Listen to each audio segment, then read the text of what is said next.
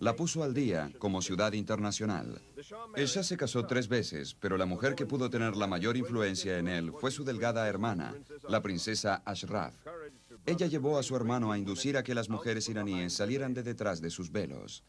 ¿Por qué es tan importante que la mujer iraní tenga voto?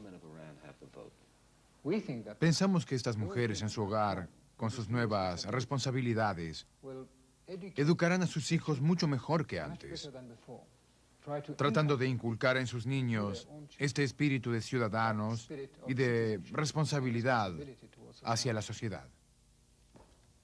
Los Estados Unidos comenzaron a ver al Shah como una voz de iluminación en el Medio Oriente, pero Irán tenía un largo camino para llegar a una democracia de estilo occidental. Y como su cambiante reino, el Shah mismo era un estudio en contraposición. Superficialmente, un soberano dedicado, en realidad un dictador, con un delirio de grandeza, sustentado en la corrupción, pero siempre prometiendo democracia. Yo he dicho en algunas ocasiones previas que necesitamos 10 años aquí para tratar de hacer de este país un estado modelo. Un país donde la justicia absoluta prevaleciera. No solo en las cortes, sino la justicia social también. Siglo XX volverá en unos momentos.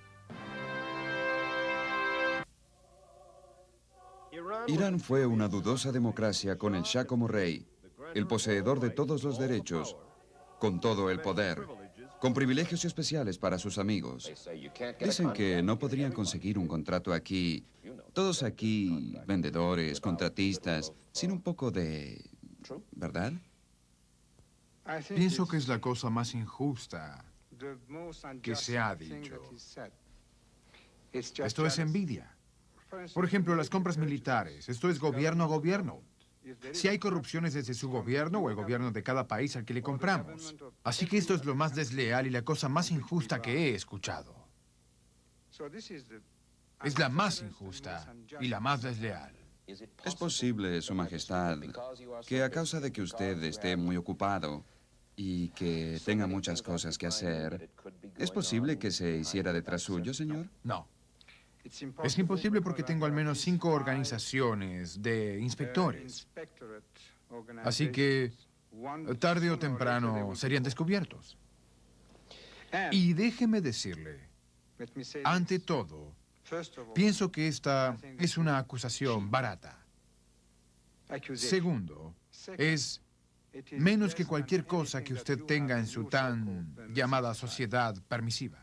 ¿Usted piensa que hay más corrupción en los Estados Unidos que en... Bien, en su país especialmente sí. Aún los rumores en las calles de Teherán decían que la mayoría de los petrodólares de Irán iban directamente a su élite gobernante, la familia real, los amigos del Shah, aún el Shah mismo. También se rumoreaba que el Shah pagaba a los mullah, los poderosos clérigos moslem, presumiblemente para fomentar la fidelidad de la rectitud. Otro rumor es que el dinero era lavado a través de bancos internacionales que el Shah controlaba por medio de su fundación Pahlavi. Esto condujo a incrementar la desafectación entre estudiantes y sectores de izquierda. La oposición comenzó a atacar con violencia que a menudo apuntaba a la clase alta y a los que estaban en el poder. La violencia en Irán ha escalado agudamente en los recientes meses desde que el Shah declaró su intención de disminuir la censura, legalizar las demostraciones y hacer elecciones parlamentarias. Pero los miembros de la oposición moderada de Irán ven las reformas del Shah como meros cosméticos, como un intento de proveer una válvula de escape para el creciente descontento mientras mantiene todo el poder efectivo en sus manos. El máximo poder del Shah, el más feroz guerrero contra el crecimiento de la oposición, fue Savak, su terrible fuerza de la policía secreta. Conocida por la tortura y la inhumana brutalidad, las atrocidades de Savak fueron documentadas por investigadores occidentales. A los 37 años, Sia Sand huyó de Irán viniendo a Londres para pedir asilo político en Gran Bretaña. Durante los últimos 6 años, Sand había servido como delegado de prensa en la ayuda al Shah de Irán. Él dice que era de común conocimiento en los círculos de gobierno de Teherán que el Shah ordenaba o aprobaba el arresto, la tortura y hasta el asesinato de disidentes políticos mientras se hacía el distraído con la corrupción gubernamental. Usted hace lo que todos los otros países hacen. Seguro, ¿por qué no? Si la tortura es necesaria, usted tortura. No la tortura en el antiguo sentido de torturar gente, doblar sus brazos y hacer esto y lo otro. Pero hay formas inteligentes de interrogarlos. Muy inteligentes. Bien, hablan de tortura física y psicológica. Física no lo creo. Bueno, yo De suelo ningún decir- modo. Podría ser en los viejos días, antiguamente. Yo hablé hoy con un hombre en quien creo y él me habló de torturas. ¿Él fue torturado? ¿Sí? ¿Y usted cree que él fue torturado? ¿Cuántos Sí. años hace?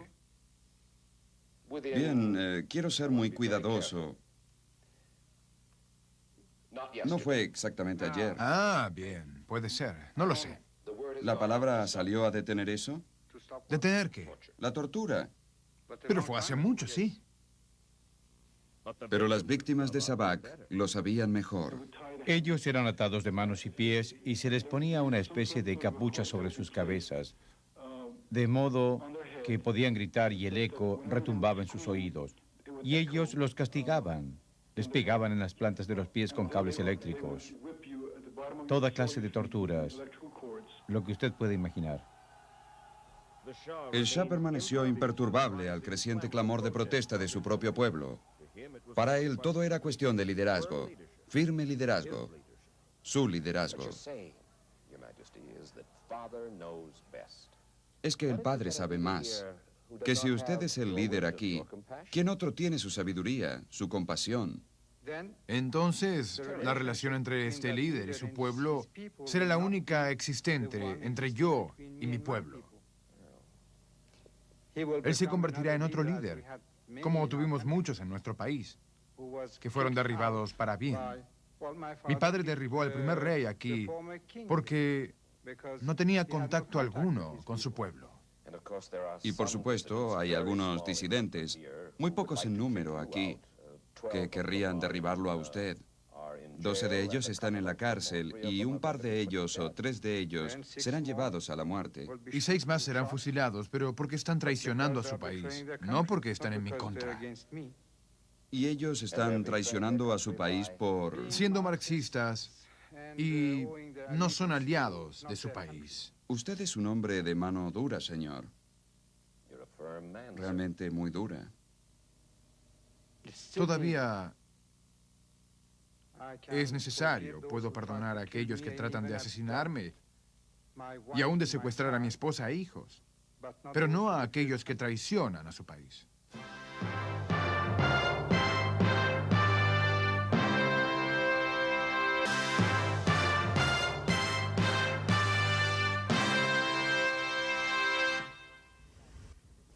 Durante los inicios de los 70, las rentas del petróleo de Irán inflaron la autoestima del Shah. En 1973, Mohammad Reza Pahlavi y sus socios productores cuadruplicaron el precio del petróleo. Él justificó el aumento del precio como un acto de liderazgo moral. Sinceramente, Su Majestad, no hay elemento alguno ni de venganza, porque ese no es un impulso noble, sino al menos un elemento de satisfacción, ver a las potencias del oeste en algún desarreglo. Bien, no, porque su desarreglo es... Creo que necesitan una reestructuración de su sociedad. La gente de ojos oscuros está enseñando algo a la gente de ojos claros. ¿Es eso? Bien, realmente no enseñamos nada. La gente de ojos claros tiene que despertar. Despertar a... De la complacencia a este sopor en el que se colocan a sí mismos, tomando demasiadas píldoras para dormir. Pero el Shah también fue complaciente, seguro en su poder absoluto y en su vasta riqueza. Resistió la presión para modificar su régimen represivo. A comienzos de 1978, el creciente descontento fue rápidamente dirigido hacia la revolución. Conduciendo la oposición, el ayatolá Khomeini y sus clérigos chiitas Moslem. Ellos hablaron a la gente común de Irán y de hecho dirigieron su confianza, aun cuando el Shah estaba perdido. Aun cuando los jefes Moslem habían sido despojados de sus grandes propiedades, mantenían un poder total con muchos seguidores y se habían opuesto a la modernización de Irán sobre la base de que el Shah estaba conduciendo al país fuera de las tradiciones islámicas.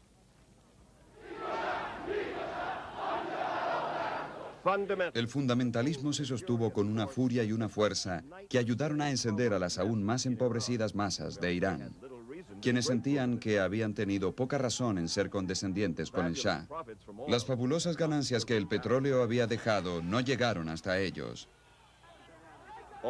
Otoño de 1978. Las demostraciones contra el Shah fueron creciendo en tal proporción que el Shah declaró la ley marcial en muchas ciudades de Irán. En un cementerio cercano a Teherán, otra víctima del desasosiego civil del país estaba siendo enterrada. La víctima, una joven de 16 años, golpeada por soldados del ejército mientras tomaba parte en una demostración antigubernamental. Las autoridades avisaron tiempo atrás que esa actividad estaba prohibida y procedieron a reprimir despiadadamente y llegaron lejos. Ellos mantuvieron su palabra. Las masas respondieron muerte al Shah. Entre los símbolos despreciados de su monarca, los manifestantes elevaron pancartas del antagonista del Shah, el barbado, con mirada feroz, hombre santo, Ayatollah Khomeini. La preocupación en Teherán aún parece ser si el Shah debería dejar Irán una vez que un nuevo gobierno civil sea formado. Desde su exilio en Francia, Khomeini es el jefe que fomenta, el maestro mentor y eventualmente el heredero de la revolución islámica en Irán. El Shah se recluye en su palacio rodeado solo por amigos, cortesanos y oficiales.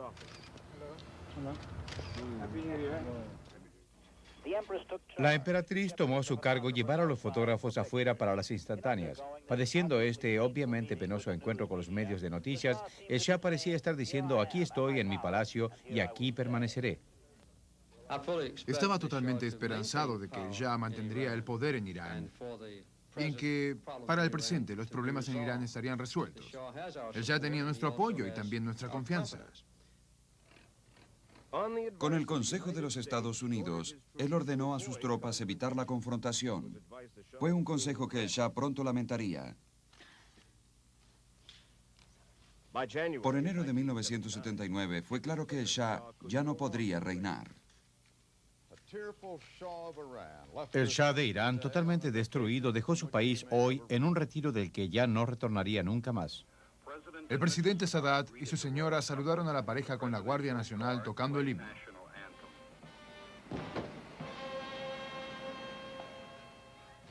Y por primera vez desde el comienzo de las manifestaciones de protesta anti-Shah en Irán, hace más de un año, hubo celebraciones en las calles de Teherán. La partida del Shah hizo del Ayatollah Khomeini, en efecto, el nuevo jefe de Irán.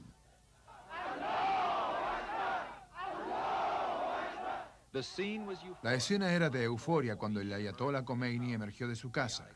Caótica también, tanto como cientos de personas descendían al área después de aprender que a los 78 años de edad, el líder moslem había retornado a Irán el viernes después de 15 años de exilio. En un discurso que duró cerca de 45 minutos, felicitó a sus seguidores y rogó por la unidad. Hemos expulsado al Shah, dijo, pero la revolución no ha comenzado. Esto fue una triunfante y tumultuosa bienvenida a Teherán por más de 1 millón de iraníes para el Ayatollah Khomeini, que regresa a su hogar luego de más de 15 años de exilio. Él demandó al gobierno que se resigne o se entregue arrestado y que los extranjeros, especialmente los americanos, dejen el país. Por razones de seguridad, el aeropuerto había sido cerrado al público en general y los primeros momentos de Khomeini sobre el suelo iraní fueron bastante aliviados. Esto fue la calma antes de la tormenta.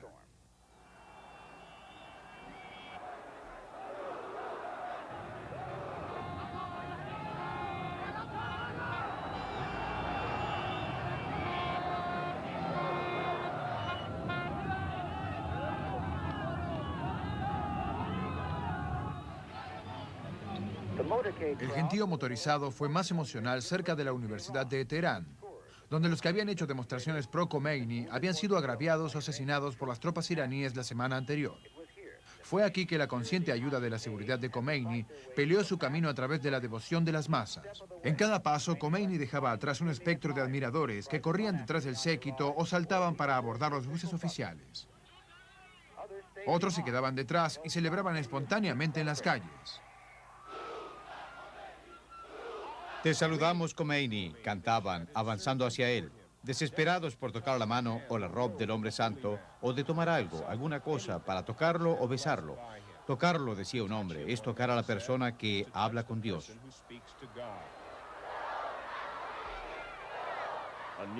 Una nueva y más turbulenta era había comenzado en Irán. El reino de Mohammad Reza Pahlavi, el hombre que gobernó Irán durante 4 décadas, llegó a su fin. Condenado a vivir en el exilio, el Shah tenía una escena más que desempeñar en el escenario mundial: su propia muerte. Su muerte por cáncer no llegó rápidamente, y durante los meses que él sufrió, fue un hombre sin país. Los militantes en Teherán, en su fervor, condujeron a Irán a una segura colisión con los Estados Unidos. El aliado que el Shah había fomentado tan cuidadosamente terminó abruptamente cuando los discípulos del ayatolá Khomeini invadieron la embajada americana y tomaron a todos los que estaban dentro como rehenes.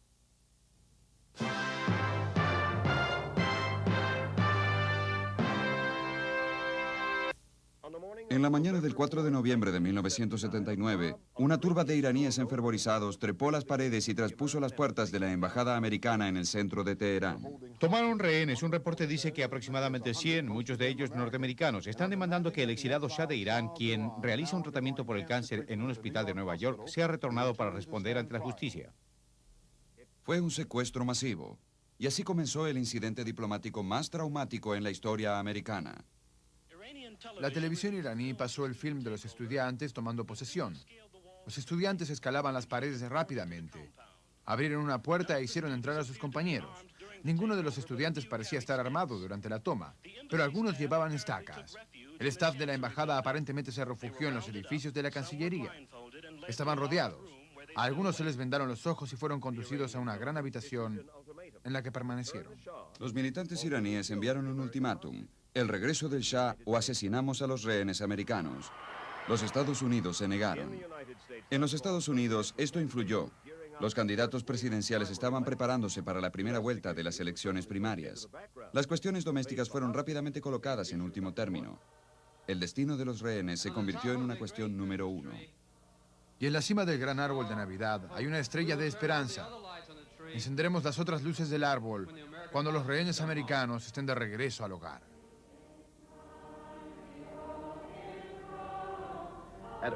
Temprano en la mañana, la familia López escuchó una plegaria por el retorno a salvo de Jimmy López y los otros.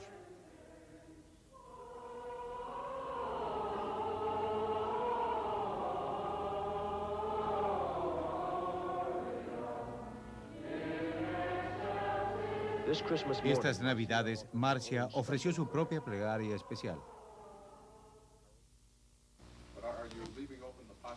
¿Dejaron abierta la posibilidad de que uno de los rehenes pudiera ser juzgado, encontrado culpable y sentenciado a muerte? Bien, espero que no lleguemos a tanto. Esto es, a ejecutar la pena de muerte. Creo que es extremadamente prematuro en este momento.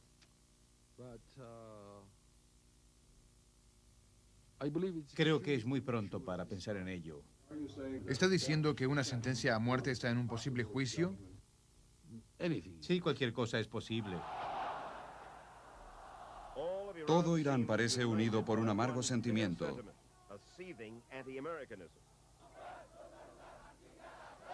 Un mes ha pasado desde entonces y de acuerdo a los observadores independientes, más de 4,5 millones de personas han asistido aquí desde entonces para verlo por sí mismos.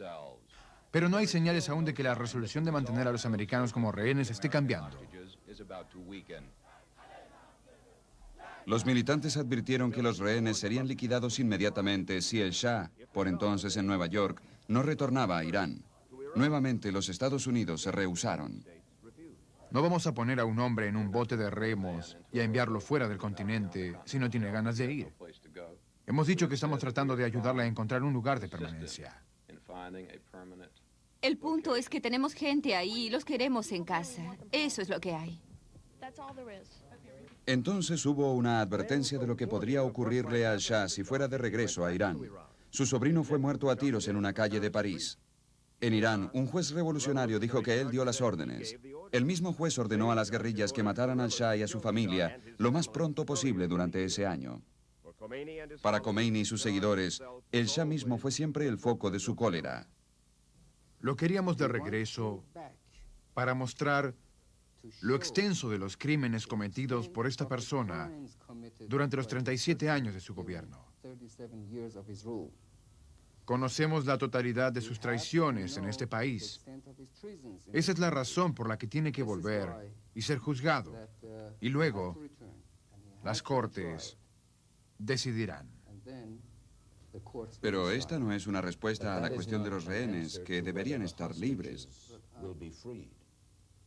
Yo solo doy una respuesta. La gente lo hizo y no podemos ir contra esto. El presidente Imán Sadat de Egipto, un devoto hombre religioso, un moslem, dice que lo que ustedes están haciendo ahora, es una desgracia para el Islam. Y él lo llama a usted, imán, y discúlpeme, son sus palabras, no las mías, lo llama un lunático. Sé que escuchó este comentario. Sí, es lo que el presidente Sadat dijo en la televisión norteamericana, que el imán Khomeini es una desgracia para el Islam. Lo dijo él, el presidente Sadat, no yo. Y usó la palabra lunático. El presidente Sadat usó la palabra lunático para referirse a usted.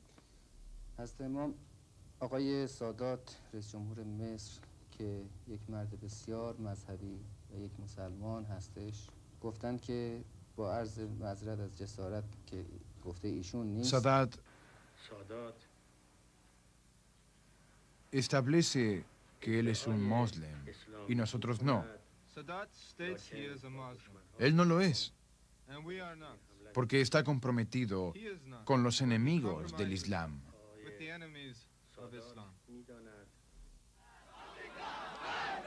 Repentinamente, algunas semanas después de la toma de los rehenes, vinieron las primeras buenas noticias para los Estados Unidos. Temprano en la tarde, una sorpresa, un mensaje del ayatollah Khomeini de que todos los negros y mujeres rehenes que no fueran espías serían liberados. La presión está ahora en Washington para hacer el movimiento correcto. Para la liberación de algunos rehenes, el mensaje de Khomeini al gobierno de los Estados Unidos es claro. Hacemos nuestra parte, ahora entréguennos al Shah. Así fue como 13 rehenes fueron liberados, y el regreso a casa hizo crecer la esperanza de libertad para todos, hasta que una nueva ola de protestas comenzó en Teherán. El ayatollah Khomeini urgió a los iraníes a marchar en protesta hacia la embajada americana. Ha sido la más grande demostración antiamericana a la fecha. Quizás 500.000 de iraníes surgió a través de las calles de Teherán con el usual eslogan «Muerte a América, muerte a Carter, Dios es grande». Esta fue otra demostración de la inmensa popularidad de Khomeini y la profundidad del hartazgo de la gente por el Shah y todo lo que él representaba, incluyendo a su protector americano. Respondiendo a la advertencia de Washington, los estudiantes manteniendo a los rehenes advirtieron que si ellos sentían que la amenaza de una acción militar americana era seria, ellos matarían a todos los rehenes y volarían la embajada. Agregaron que la vida de cada americano en Irán estaría en peligro. El secretario de prensa Jody Powell fue interrogado hoy sobre esas amenazas en Irán de matar a los rehenes americanos. Y él hizo una severa advertencia al gobierno de Irán de que no permitirían eso, que si algunos de esos rehenes era dañado, los Estados Unidos podrían responder con la fuerza militar.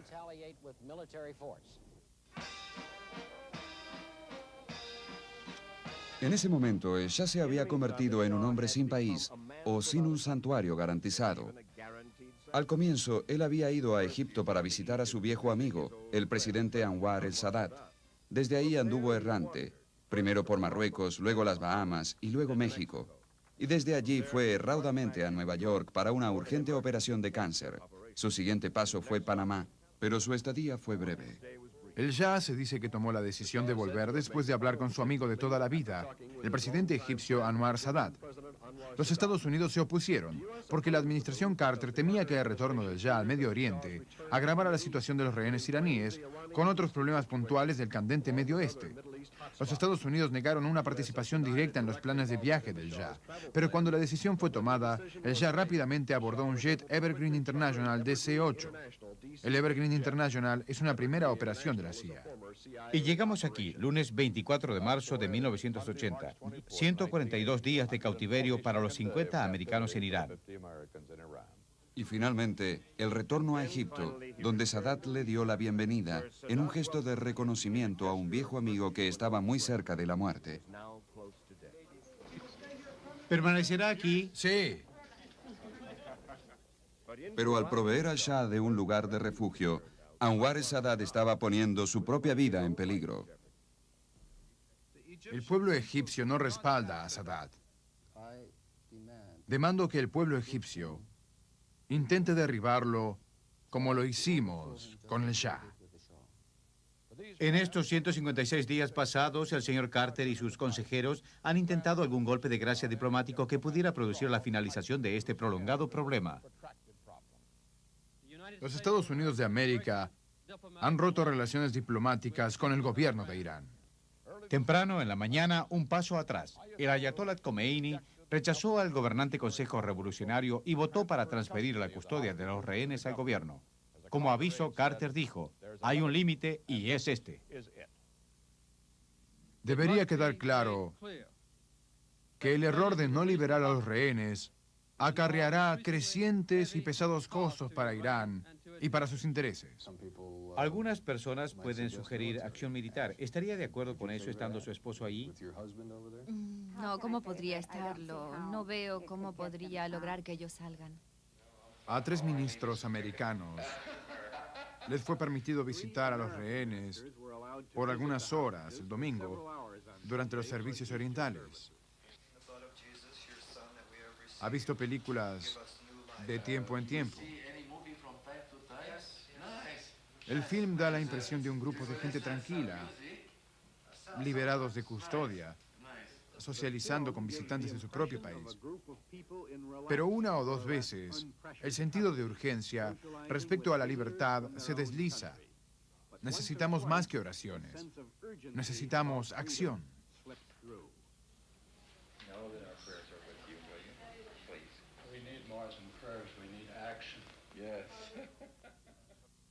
Y llegamos aquí, martes 8 de abril de 1980, el día 157 de cautiverio para los americanos en Irán. Bajo la presión creciente para resolver la crisis de los rehenes, el presidente Carter envía a los transbordadores Kitty Hawk y Midway hacia el Golfo Pérsico. Una clara señal de que los Estados Unidos están preparados para usar la fuerza militar si todos los esfuerzos diplomáticos fallan. Interrumpimos este programa para brindarle el siguiente reporte especial sobre Irán. Informando desde Nueva York, aquí está Bob Schiffer. Buenos días. Hubo un intento de rescatar a los rehenes americanos en Irán durante la noche, pero falló y 8 americanos de las fuerzas de rescate fueron asesinados. Abril 24, 1980. El presidente Carter autorizó un raid de comando para rescatar a los rehenes. Ha fallado. Ayer tarde cancelé una operación cuidadosamente planeada que estaba destinada a Irán para posibilitar a nuestro equipo de rescate un último intento con los rehenes americanos. Los 8 americanos fueron muertos cuando 2 aviones colisionaron en un campo de aviación en el desierto iraní, cercano a la ciudad de Tabas, cientos de millas al sudeste de Teherán. Antes de eso, 2 helicópteros americanos completos, con lo que la radio de Teherán describe como agentes de la CIA y marines de los Estados Unidos, terminaron destrozados en el fango en un sitio remoto. El secretario de Estado, Cyrus Vance, quien se oponía a la acción militar, dimitió en protesta, dejando al presidente Carter cargar con la culpa. Fue mi decisión intentar la operación de rescate. Fue mi decisión cancelarla cuando los problemas se desarrollaban en el lugar de nuestro equipo de rescate para una futura operación. La responsabilidad es totalmente mía. En la embajada americana no hay ninguna señal de cambio para los rehenes. Es considerado dudoso que ellos sepan del abortado intento para conseguir su liberación. Pero sus captores emitieron un comunicado. Advirtieron que si los americanos continuaban con tales intentos, encontrarían los cuerpos de los rehenes muertos junto con aquellos que fueron los agentes de tales acciones. Uno de los rehenes, Elizabeth Ann Swift, luego reafirmó las constantes amenazas de muerte. Yo podía escuchar a las jóvenes iraníes hablando constantemente. Ellas venían detrás mío cuando yo estaba atada a la silla, especialmente a la noche, y hablaban sobre ejecuciones, que habría ejecuciones y que ejecutarían a mucha gente. Y en un momento alguien vino detrás de mí y dijo, yo estoy con el grupo de ejecución. Creo que eso fue realmente una amenaza. Y oí en una emisora que habrían sido juzgados y ejecutados, y no creí en los estudiantes, pero sí en las emisoras. Buenas noches. En el día 250 de cautiverio para los americanos en Irán, uno de los 53 rehenes, Richard Quinn, es reporteado porque va a ser liberado. Radio Teherán dijo que a Quinn, el ayatollah Khomeini, le ordenó ir a su casa con sus padres, luego de caer seriamente enfermo y de ser hospitalizado. Espero que sea una operación tendiente a la liberación de los otros 52. Porque, como se dará cuenta, esto es una prueba muy difícil para ellos y es también una prueba terrible para sus familias. Y en lo más pesado de la crisis, el hombre que es el centro, el Shah de Irán, llegó al final de su solitario exilio. Hoy, la muerte sorprendió al Shah y no a través de la venganza de sus perseguidores, sino como un hombre común. A la edad de 60 años, Mohammad Reza Pahlavi, el Shah de Irán, murió de cáncer. Estoy muy triste. Para mí, el Shah fue un amigo, un hermano moslem, y un hombre que estuvo con Egipto y conmigo en nuestros difíciles momentos. Para mí, fue un gran amigo. Luego, pasado ese verano, como las protestas continuaron en las calles de Teherán, Washington recibió el primer signo de que los líderes en Irán estaban buscando una salida a la crisis. El 12 de septiembre de 1980, Khomeini dio las directivas para la renegociación de la liberación de los rehenes. En el mensaje, Khomeini dijo que los rehenes, ahora en su día 314 de cautiverio, serían liberados si los Estados Unidos cumplían con 4 condiciones. Ellas son el retorno de todas las propiedades del Shah, la cancelación de todos los reclamos financieros americanos, una promesa de no interferir en los negocios iraníes y el descongelamiento de los depósitos iraníes en ese país. Pero la posición de reclamo de Irán se debilitó cuando se encontraron a sí mismos en una guerra con su vecino y antiguo rival. Hoy, Irak marcó el comienzo de la 4ª semana de la guerra con Irán, enviando sus bombarderos contra la mayor refinería y el aeropuerto de Isfahán. Irán ablandó su posición, informando a Washington que si negociaba muy rápidamente la salida, los rehenes podrían estar en casa para el día de las elecciones, 4 de noviembre de 1980, un año desde el momento en que fueron tomados cautivos. En tanto, la guerra de Irán con Irak iba en aumento. Los iraquíes avanzaron a lo largo del lado iraní desde el Jad al-Arab, pero no lo decisivamente veloz para forzar en lo que Bagdad tenía esperanzas. Los iraníes necesitaban desesperadamente equipamiento militar, y tan mal dispuestos como estaban a tratar con el Gran Satán, no obstante querían intercambiar armas por rehenes, a lo que el presidente Carter se rehusó. A comienzos de octubre, el presidente Carter y su oponente republicano, Ronald Reagan, estaban aparentemente concentrados en una carrera tenaz. La campaña en Nueva York. Hoy, el presidente Carter dijo que él no podía predecir si los rehenes serían liberados para el día de la elección. Cuando preguntamos de qué manera el cautiverio continuado podría afectar las votaciones, él dijo, pienso que el pueblo norteamericano entenderá la situación en que estamos y sabrá que hacemos todo lo que podemos. Y así llegamos al martes 30 de octubre de 1980, día 362 del cautiverio de los americanos rehenes en Irán. En su ansiedad, los republicanos temían que los demócratas estuvieran haciendo un trato para traer a los rehenes a casa antes de la elección. Un dramático fin para la crisis de los rehenes. Los republicanos temían que el presidente Carter fuera reelecto. Conocido en el folclore político como el Octubre Sorpresivo, es el escenario indicado por Irán para liberar a los rehenes a cambio de equipamiento militar de la administración Carter para usar en la guerra contra Irak. Pero el trato no fue hecho. Buenas noches. Ronald Reagan arrolló con el voto electoral derrumbando a la Casa Blanca. Reagan ha obtenido un enorme caudal de votos, 468 contra 50 de Carter. Estos son los resultados para 2 estados. Durante años después de las elecciones, los demócratas dijeron que los republicanos, conducidos por Reagan, el jefe de campaña William Casey y el candidato a vicepresidente George Bush, se habían encontrado con los representantes de Khomeini en París con el propósito de retardar la liberación de los rehenes hasta después de la elección, a cambio de que las armas fueran entregadas a Irán vía Israel después de la victoria de Reagan. Nada prueba que en París haya tenido lugar un encuentro. Pero el hecho es que los rehenes permanecieron cautivos durante toda la campaña. Una nota agridulce en la temporada de vacaciones. Los servicios navideños fueron realizados por el nuncio papal en Irán y por 3 clérigos iraníes. Todos fueron llevados con los ojos vendados hasta tomar contacto con los rehenes. El clérigo dijo posteriormente que los rehenes parecían saludables, pero agregó que su moral estaba algo más débil que el último año. Becky, John, pueden todos cantar conmigo.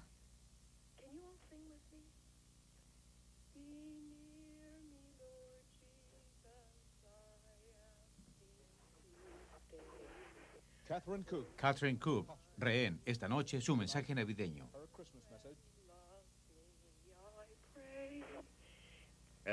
Y así los rehenes en Teherán y sus familias en los Estados Unidos pasaron sus segundas Navidades separados.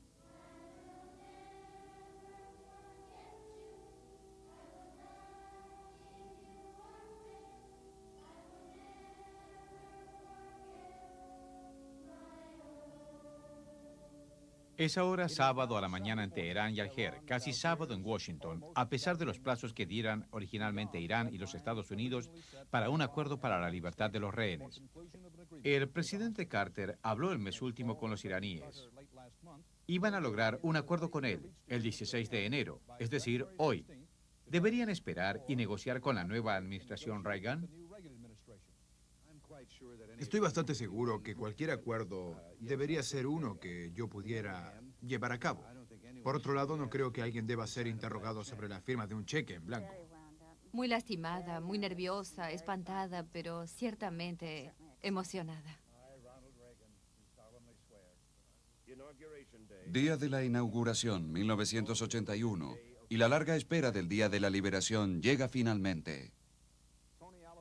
Tony Alloway en Teherán. Sí, está oyéndonos todavía. ¿Cuándo partieron los rehenes? ¿Qué es lo que usted vio? Pude ver 2 jets y pienso que eran los jets 727 algerianos, estacionados en el extremo oeste de la pista.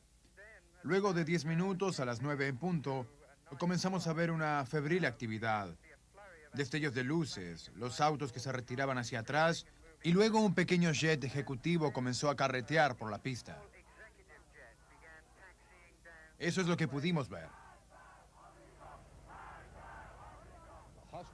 Los rehenes están libres y una larga y difícil prueba para los norteamericanos está por finalizar. Esos fueron los últimos sonidos que los rehenes escucharon en Irán. Muerte a América. Aparentemente, en este punto, algunos de ellos no saben aún, no están muy seguros a dónde van a ir. Pero sí parece estar claro para las 2 mujeres rehenes.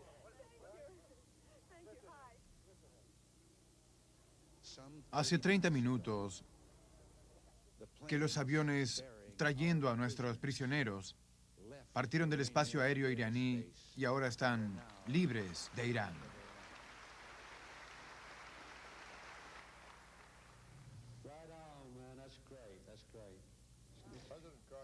Presidente Carter, hemos dicho que pasamos casi una noche sin dormir supervisando la preparación del último minuto de transferencia de fondos. Los iraníes hoy dejaron todo el problema de retardar la liberación de los rehenes hasta después que el presidente Carter haya dejado la oficina. Un final para socavar al presidente que más les disgustaba. Aparentemente hace que uno quiera saber de qué se trataban estos retardos exactamente.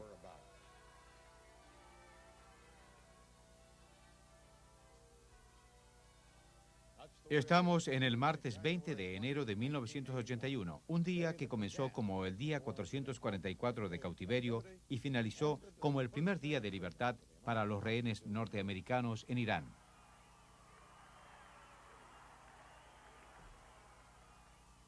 Unos pocos días después, la nación entera los recibió con una bienvenida de héroes. La tarde de la celebración en la capital de la nación continúa con el desfile de autos con los rehenes liberados y sus familias paseando lentamente y pacientemente la avenida Pensilvania. Luego de 444 días de cautiverio, los rehenes americanos estaban finalmente en casa.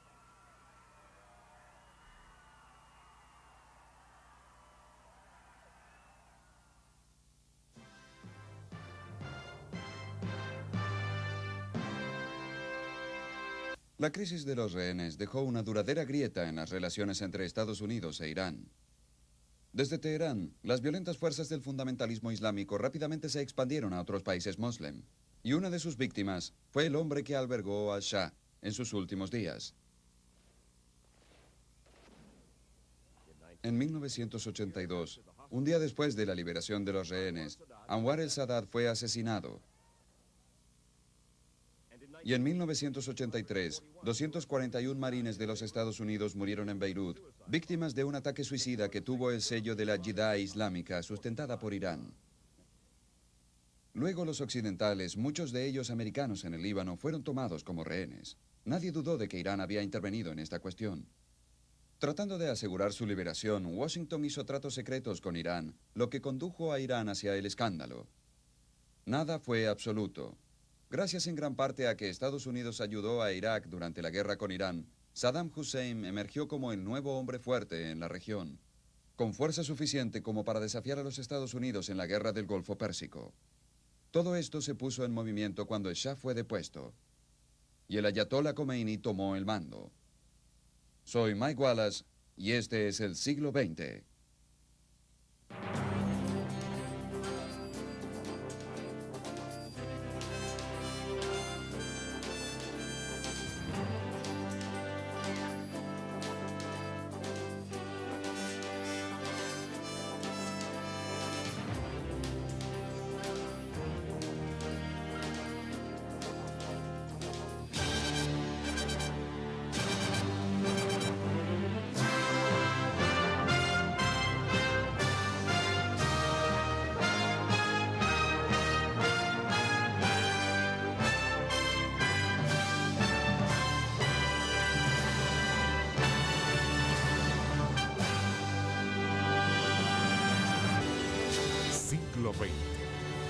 En el desierto iraní, cercano a la ciudad de Tabas, cientos de millas al sudeste de Teherán. Antes de eso, 2 helicópteros americanos completos, con lo que la radio de Teherán describe como agentes de la CIA y marines de los Estados Unidos, terminaron destrozados en el fango en un sitio remoto. El secretario de Estado, Cyrus Vance, quien se oponía a la acción militar, dimitió en protesta, dejando al presidente Carter cargar con la culpa. Fue mi decisión intentar la operación de rescate. Fue mi decisión cancelarla cuando los problemas se desarrollaban en el lugar de nuestro equipo de rescate para una futura operación. La responsabilidad es totalmente mía. En la embajada americana no hay ninguna señal de cambio para los rehenes. Es considerado dudoso que ellos sepan del abortado intento para conseguir su liberación, pero sus captores emitieron un comunicado. Advirtieron que si los americanos continuaban con tales intentos, encontrarían los cuerpos de los rehenes muertos junto con aquellos que fueron los agentes de tales acciones. Uno de los rehenes, Elizabeth Ann Swift, luego reafirmó las constantes amenazas de muerte. Yo podía escuchar a las jóvenes iraníes hablando constantemente. Ellas venían detrás mío cuando yo estaba atada a la silla, especialmente a la noche, y hablaban sobre ejecuciones, que habría ejecuciones y que ejecutarían a mucha gente. Y en un momento alguien vino detrás de mí y dijo, yo estoy con el grupo de ejecución. Creo que eso fue realmente una amenaza. Y oí en una emisora que habrían sido juzgados y ejecutados, y no creí en los estudiantes, pero sí en las emisoras. Buenas noches. En el día 250 de cautiverio para los americanos en Irán, uno de los 53 rehenes, Richard Quinn, es reporteado porque va a ser liberado. Radio Teherán dijo que a Quinn, el Ayatollah Khomeini, le ordenó ir a su casa con sus padres, luego de caer seriamente enfermo y de ser hospitalizado. Espero que sea una operación tendiente a la liberación de los otros 52, porque, como se dará cuenta, esto es una prueba muy difícil para ellos y es también una prueba terrible para sus familias. Y en lo más pesado de la crisis, el hombre que es el centro, el Shah de Irán, llegó al final de su solitario exilio. Hoy, la muerte sorprendió al Shah, y no a través de la venganza de sus perseguidores, sino como un hombre común. A la edad de 60 años, Mohammad Reza Pahlavi, el Shah de Irán, murió de cáncer. Estoy muy triste. Para mí, el Shah fue un amigo, un hermano moslem, y un hombre que estuvo con Egipto y conmigo en nuestros difíciles momentos. Para mí, Después que el presidente Carter haya dejado la oficina. Un final para socavar al presidente que más les disgustaba. Aparentemente hace que uno quiera saber de qué se trataban estos retardos exactamente.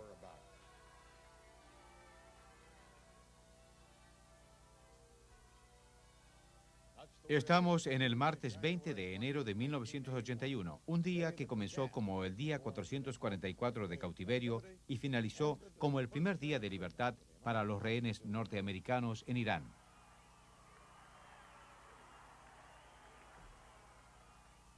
Unos pocos días después, la nación entera los recibió con una bienvenida de héroes.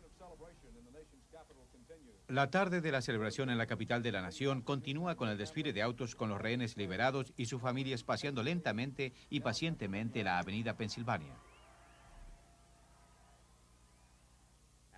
Luego de 444 días de cautiverio, los rehenes americanos estaban finalmente en casa.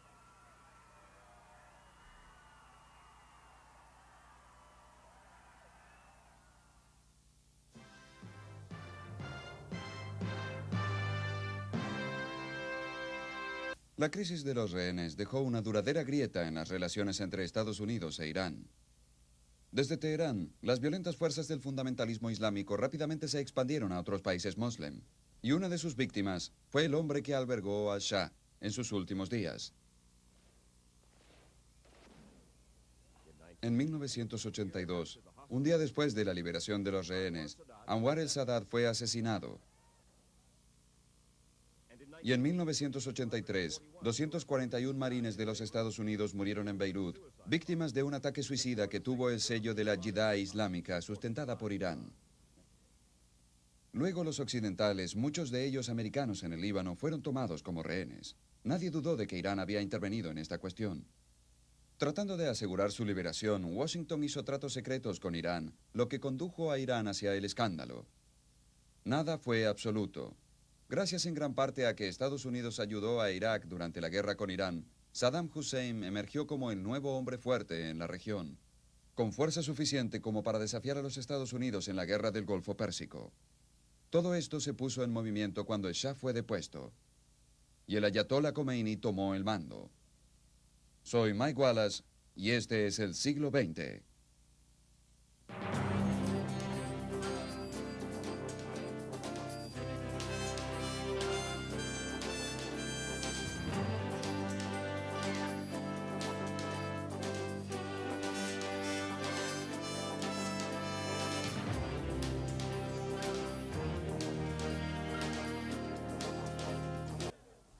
Los militantes advirtieron que los rehenes serían liquidados inmediatamente si el Shah, por entonces en Nueva York, no retornaba a Irán. Nuevamente los Estados Unidos se rehusaron. no vamos a poner a un hombre en un bote de remos y a enviarlo fuera del continente si no tiene ganas de ir. Hemos dicho que estamos tratando de ayudarle a encontrar un lugar de permanencia. El punto es que tenemos gente ahí y los queremos en casa. Eso es lo que hay. Entonces hubo una advertencia de lo que podría ocurrirle al Shah si fuera de regreso a Irán. Su sobrino fue muerto a tiros en una calle de París. En Irán, un juez revolucionario dijo que él dio las órdenes. El mismo juez ordenó a las guerrillas que mataran al Shah y a su familia lo más pronto posible durante ese año. Para Khomeini y sus seguidores, el Shah mismo fue siempre el foco de su cólera.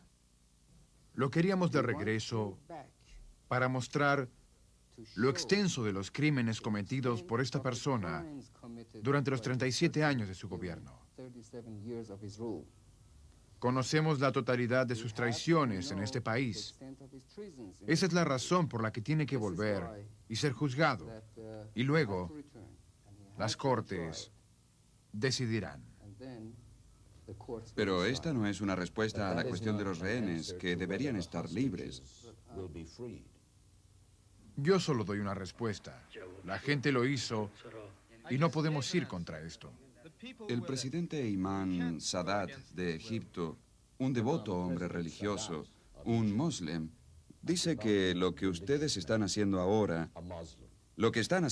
es una desgracia para el Islam. Y él lo llama a usted, imán, y discúlpeme, son sus palabras, no las mías, lo llama un lunático. Sé que escuchó este comentario. Sí, es lo que el presidente Sadat dijo en la televisión norteamericana, que el imán Khomeini es una desgracia para el Islam. Lo dijo él, el presidente Sadat, no yo. Y usó la palabra lunático. El presidente Sadat usó la palabra lunático para referirse a usted. آقای سادات رئیس جمهور مصر که یک مرد بسیار مذهبی و یک مسلمان هستش گفتن که با عرض معذرت از جسارت که گفته ایشون نیست Sadat establece que él es un moslem y nosotros no. Él no lo es, porque está comprometido con los enemigos del Islam.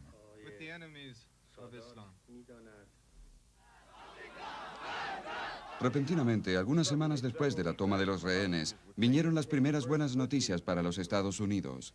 Rehenes en Irán. En su ansiedad, los republicanos temían que los demócratas estuvieran haciendo un trato para traer a los rehenes a casa antes de la elección.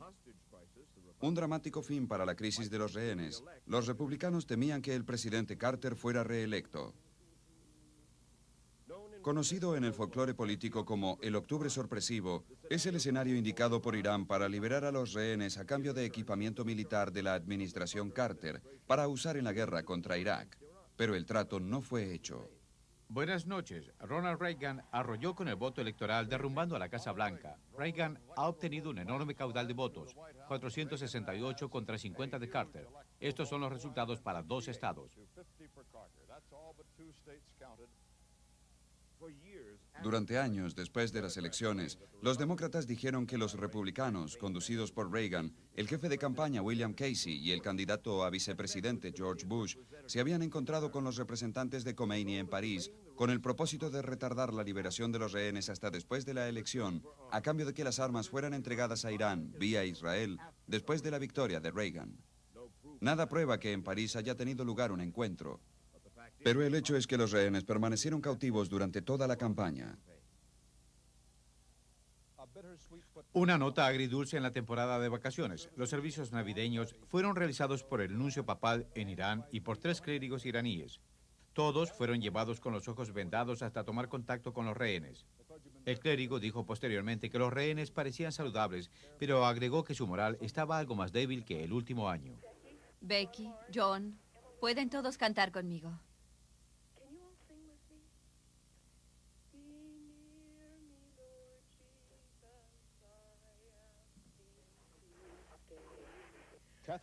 Catherine Cook, rehén, esta noche su mensaje navideño.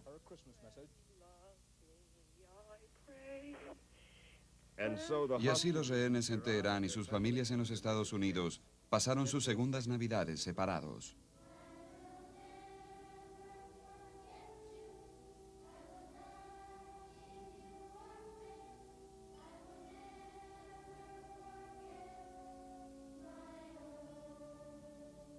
Es ahora sábado a la mañana en Teherán y Alger, casi sábado en Washington, a pesar de los plazos que dieran originalmente Irán y los Estados Unidos para un acuerdo para la libertad de los rehenes.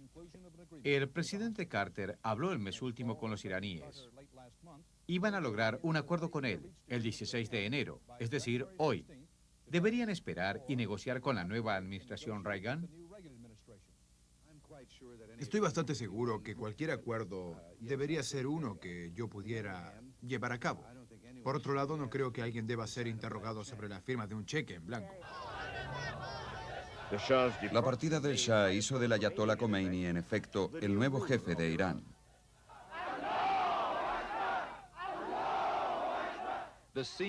La escena era de euforia cuando el ayatolá Khomeini emergió de su casa.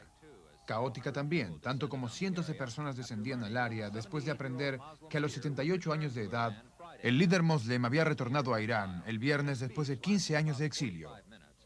En un discurso que duró cerca de 45 minutos, felicitó a sus seguidores y rogó por la unidad. Hemos expulsado al Shah, dijo, pero la revolución no ha comenzado. Esto fue una triunfante y tumultuosa bienvenida a Teherán por más de 1 millón de iraníes para el ayatolá Khomeini, que regresa a su hogar luego de más de 15 años de exilio. Él demandó al gobierno que se resigne o se entregue arrestado y que los extranjeros, especialmente los americanos, dejen el país. Por razones de seguridad, el aeropuerto había sido cerrado al público en general y los primeros momentos de Khomeini sobre el suelo iraní fueron bastante aliviados. Esto fue la calma antes de la tormenta.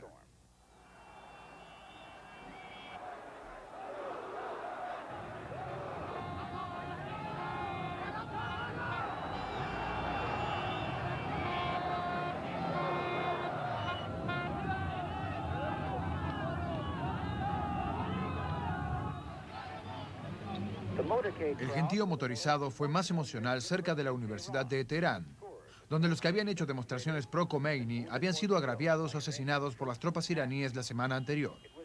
Fue aquí que la consciente ayuda de la seguridad de Khomeini peleó su camino a través de la devoción de las masas. En cada paso, Khomeini dejaba atrás un espectro de admiradores que corrían detrás del séquito o saltaban para abordar los buses oficiales. Otros se quedaban detrás y celebraban espontáneamente en las calles. Te saludamos, Khomeini, cantaban, avanzando hacia él, desesperados por tocar la mano o la ropa del hombre santo, o de tomar algo, alguna cosa, para tocarlo o besarlo. Tocarlo, decía un hombre, es tocar a la persona que habla con Dios.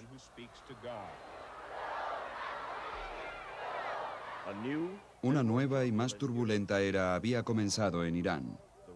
El reino de Mohammad Reza Pahlavi, el hombre que gobernó Irán durante 4 décadas, llegó a su fin. Condenado a vivir en el exilio, el Shah tenía una escena más que desempeñar en el escenario mundial: su propia muerte. Su muerte por cáncer no llegó rápidamente, y durante los meses que él sufrió, fue un hombre sin país. Los militantes en Teherán, en su fervor, condujeron a Irán a una segura colisión con los Estados Unidos. El aliado que el Shah había fomentado tan cuidadosamente terminó abruptamente cuando los discípulos del ayatolá Khomeini invadieron la embajada americana. 15 años de exilio.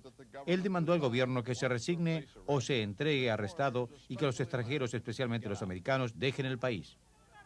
Por razones de seguridad, el aeropuerto había sido cerrado al público en general y los primeros momentos de Khomeini sobre el suelo iraní fueron bastante aliviados. Esto fue la calma antes de la tormenta.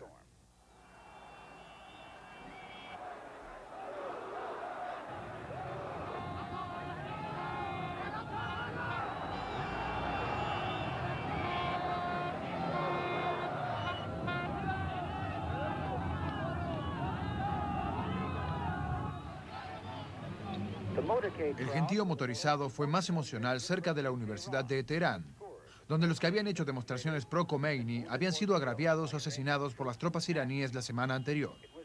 Fue aquí que la consciente ayuda de la seguridad de Khomeini peleó su camino a través de la devoción de las masas. En cada paso, Khomeini dejaba atrás un espectro de admiradores que corrían detrás del séquito o saltaban para abordar los buses oficiales. Otros se quedaban detrás y celebraban espontáneamente en las calles. Te saludamos, Khomeini, cantaban, avanzando hacia él, desesperados por tocar la mano o la ropa del hombre santo, o de tomar algo, alguna cosa, para tocarlo o besarlo. Tocarlo, decía un hombre, es tocar a la persona que habla con Dios.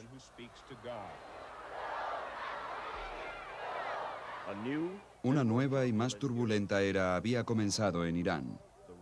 El reino de Mohammad Reza Pahlavi, el hombre que gobernó Irán durante 4 décadas, llegó a su fin. Condenado a vivir en el exilio, el Shah tenía una escena más que desempeñar en el escenario mundial: su propia muerte. Su muerte por cáncer no llegó rápidamente, y durante los meses que él sufrió, fue un hombre sin país. Los militantes en Teherán, en su fervor, condujeron a Irán a una segura colisión con los Estados Unidos. El aliado que el Shah había fomentado tan cuidadosamente terminó abruptamente cuando los discípulos del ayatolá Khomeini invadieron la embajada americana y tomaron a todos los que estaban dentro como rehenes.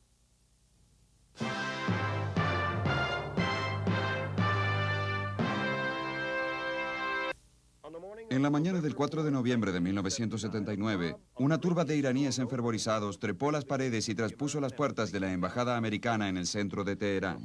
Tomaron rehenes. Un reporte dice que aproximadamente 100, muchos de ellos norteamericanos, están demandando que el exilado Shah de Irán, quien realiza un tratamiento por el cáncer en un hospital de Nueva York, sea retornado para responder ante la justicia. Fue un secuestro masivo, y así comenzó el incidente diplomático más traumático en la historia americana. La televisión iraní pasó el film de los estudiantes tomando posesión. Los estudiantes escalaban las paredes rápidamente. Abrieron una puerta e hicieron entrar a sus compañeros. El staff de la embajada aparentemente se refugió en los edificios de la Cancillería. Estaban rodeados. A algunos se les vendaron los ojos y fueron conducidos a una gran habitación en la que permanecieron. Los militantes iraníes enviaron un ultimátum: el regreso del Shah o asesinamos a los rehenes americanos. Los Estados Unidos se negaron. En los Estados Unidos esto influyó. Los candidatos presidenciales estaban preparándose para la primera vuelta de las elecciones primarias. Las cuestiones domésticas fueron rápidamente colocadas en último término. El destino de los rehenes se convirtió en una cuestión número uno. Y en la cima del gran árbol de Navidad hay una estrella de esperanza. Encenderemos las otras luces del árbol cuando los rehenes americanos estén de regreso al hogar.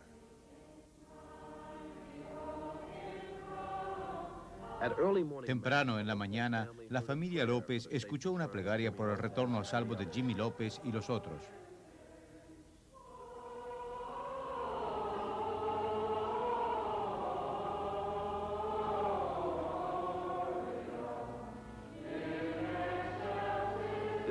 Estas Navidades, Marcia ofreció su propia plegaria especial. ¿Dejaron abierta la posibilidad de que uno de los rehenes pudiera ser juzgado, encontrado culpable y sentenciado a muerte? Bien, espero que no lleguemos a tanto. Esto es, a ejecutar la pena de muerte. Creo que es extremadamente prematuro en este momento.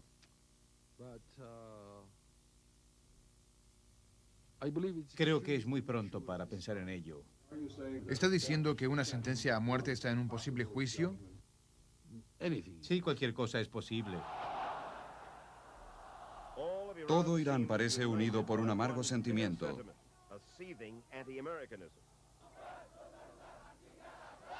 Un mes ha pasado desde entonces y de acuerdo a los observadores independientes, más de 4,5 millones de personas han asistido aquí desde entonces para verlo por sí mismos. Pero no hay señales aún de que la resolución de mantener a los americanos como rehenes esté cambiando. Los militantes advirtieron que los rehenes serían liquidados inmediatamente si el Shah, por entonces en Nueva York, no retornaba a Irán. Nuevamente los Estados Unidos se rehusaron. No vamos a poner a un hombre en un bote de remos y a enviarlo fuera del continente si no tiene ganas de ir. Hemos dicho que estamos tratando de ayudarle a encontrar un lugar de permanencia. El punto es que tenemos gente ahí y los queremos en casa. Eso es lo que hay. Entonces hubo una advertencia de lo que podría ocurrirle al Shah si fuera de regreso a Irán. Su sobrino fue muerto a tiros en una calle de París. En Irán, un juez revolucionario dijo que él dio las órdenes. El mismo juez ordenó a las guerrillas que mataran al Shah y a su familia lo más pronto posible durante ese año. Un último intento con los rehenes americanos. Los 8 americanos fueron muertos cuando 2 aviones colisionaron en un campo de aviación en el desierto iraní, cercano a la ciudad de Tabas, cientos de millas al sudeste de Teherán.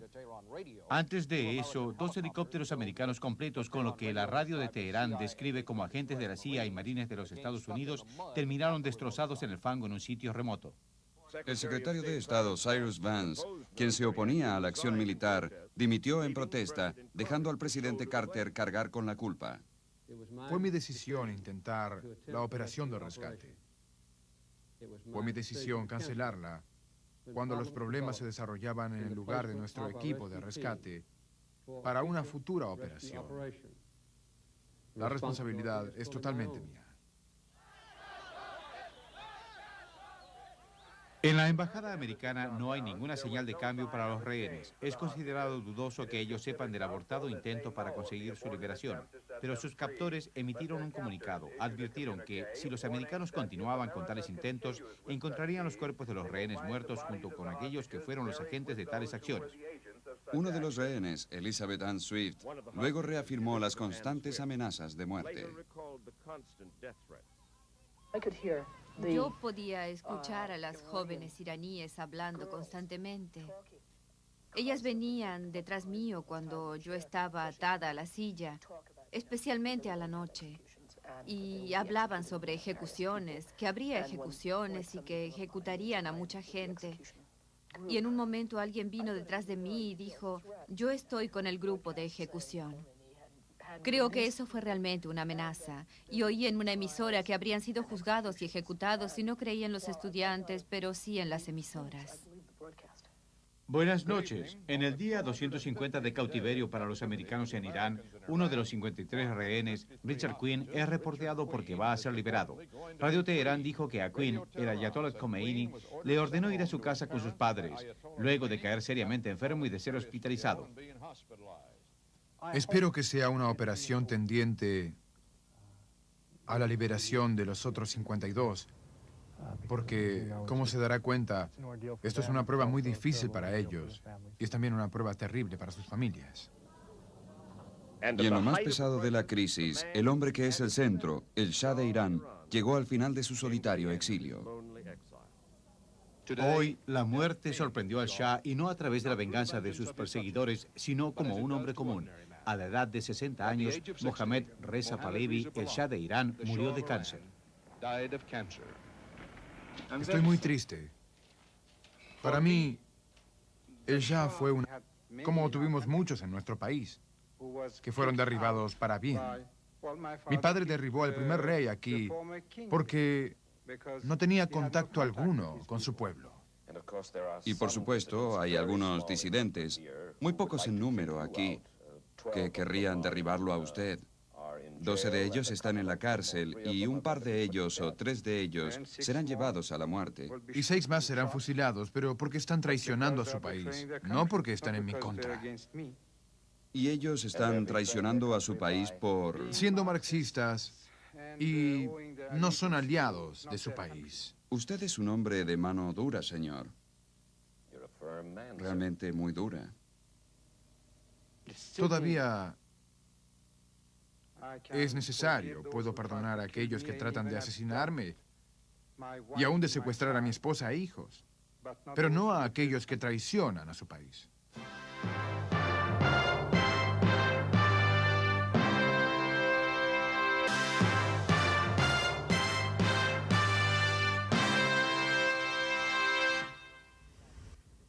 Durante los inicios de los 70, las rentas del petróleo de Irán inflaron la autoestima del Shah. En 1973, Mohammad Reza Pahlavi y sus socios productores cuadruplicaron el precio del petróleo. Él justificó el aumento del precio como un acto de liderazgo moral. Sinceramente, Su Majestad, no hay elemento alguno ni de venganza, porque ese no es un impulso noble, sino al menos un elemento de satisfacción, ver a las potencias del oeste en algún desarreglo. Bien, no, porque su desarreglo es... Creo que necesitan una reestructuración de su sociedad. La gente de ojos oscuros está enseñando algo a la gente de ojos claros. ¿Es eso? Bien, realmente no enseñamos nada. La gente de ojos claros tiene que despertar. Despertar a... De la complacencia a este sopor en el que se colocan a sí mismos, tomando demasiadas píldoras para dormir. Pero el Shah también fue complaciente, seguro en su poder absoluto y en su vasta riqueza. Resistió la presión para modificar su régimen represivo.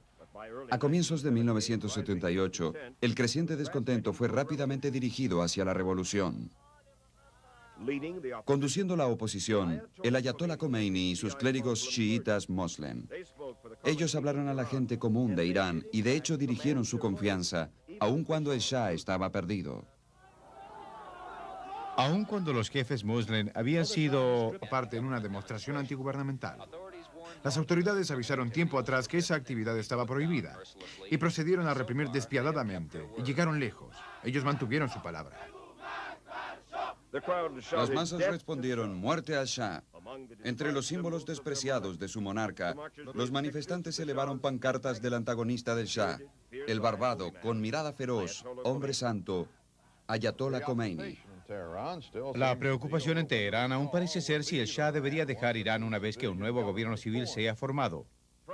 Desde su exilio en Francia, Khomeini es el jefe que fomenta, el maestro mentor y eventualmente el heredero de la revolución islámica en Irán. El Shah se recluye en su palacio rodeado solo por amigos, cortesanos y oficiales.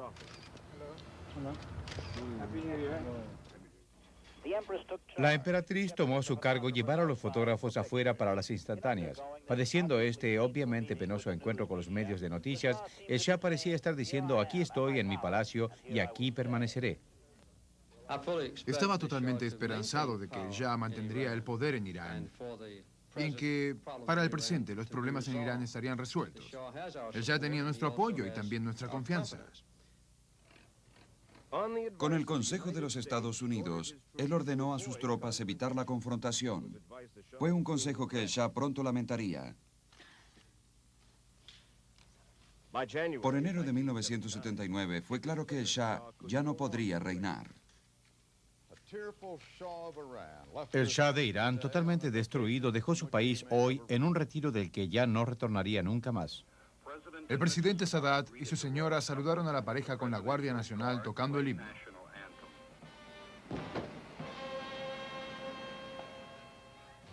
Y por primera vez desde el comienzo de las manifestaciones de protesta anti-Shah en Irán, hace más de un año, hubo celebraciones en las calles de Teherán. La partida del Shah hizo del Ayatollah Khomeini, en efecto, el nuevo jefe de Irán.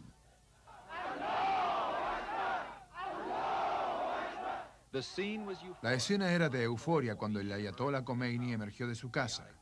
Caótica también, tanto como cientos de personas descendían al área después de aprender que a los 78 años de edad, el líder moslem había retornado a Irán el viernes después de 15 años de exilio. En un discurso que duró cerca de 45 minutos, felicitó a sus seguidores y rogó por la unidad. Hemos expulsado al Shah, dijo, pero la revolución no ha comenzado. Esto fue una triunfante y tumultuosa bienvenida a Teherán por más de 1 millón de iraníes para el Ayatollah Khomeini, que regresa a su hogar luego de más de 15 años de exilio. Él demandó al gobierno que se resigne o se entregue arrestado y que los extranjeros